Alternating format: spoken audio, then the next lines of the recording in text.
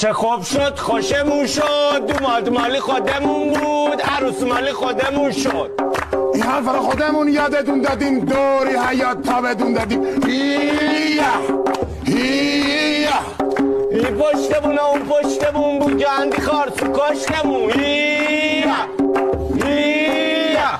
خارسو بشین پاسینی خیری عروسه دا ببینی دلارش میکنه ده خرده ایالش میکنه ده بیبردش ماهی اصل به نیتی ست پس حسن و حسین ماشالله پیوندشون مبارک